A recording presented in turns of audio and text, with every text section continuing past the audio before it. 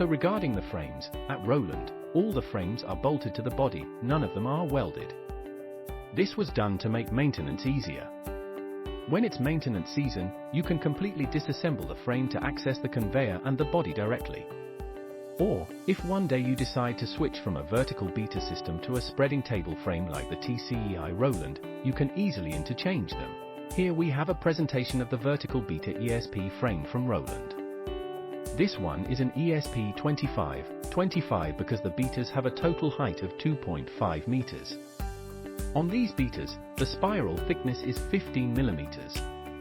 There are 34 paddles in total, 8 of which, as you can see at the top, are raised hardox blades for crumbling and distributing the material. At the bottom, there are 3 more raised blades that also help with crumbling and distributing the material that arrives from below.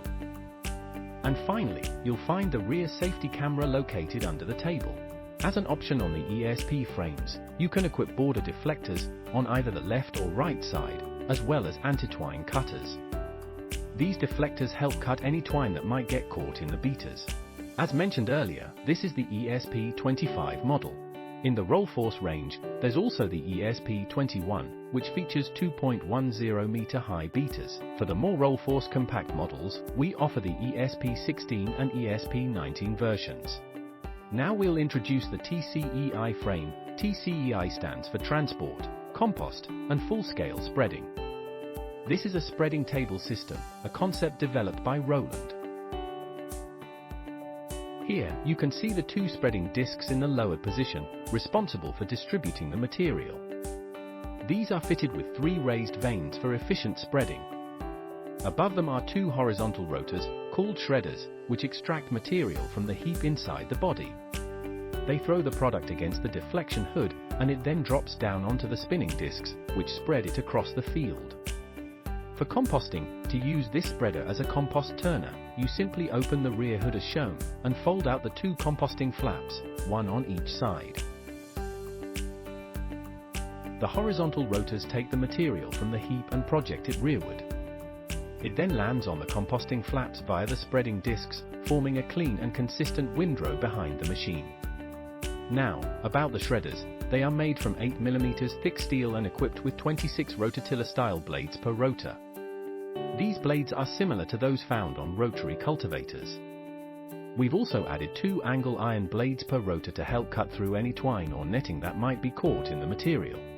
The 2 shredders are identical in design and function. The shredders are driven via the 3rd gearbox that powers the spreading discs. To access it, you need to move the rear light. Loosen this bolt, and behind it you'll find the angle drive gearbox, along with the 2 secondary gearboxes that drive the shredders. The discs used here are 930 mm in diameter and come with 3 raised vanes, although a 4-vane version is also available. These discs operate at 420 RPM. The entire spreading table is inclined so that both the upper and lower shredders work evenly. This ensures that the material is drawn uniformly from both the top and bottom of the load, guaranteeing consistent output and distribution across the whole vertical profile of the heap. The TCEi spreading table offers a high degree of versatility. It can handle application rates ranging from 0.8 tons per hectare up to 35 tons per hectare, with working widths between 10 and 24 meters. Now, the distribution flap you see on the rear hood is adjustable using the 2 manual screw adjusters shown here. This flap helps control the spreading width. The lighter your material, the more you'll need to close the distribution flap, which shifts the drop zone closer to the center of the discs. This allows the paddles to accelerate the material more and throw it farther. Conversely, for heavier materials, you open the flap more to allow direct discharge onto the discs without excessive acceleration. The flap shown here is hydraulically operated via the tractor's direct hydraulic circuit. Its height is fully adjustable, and it is available on both the left and right sides for border spreading along field edges.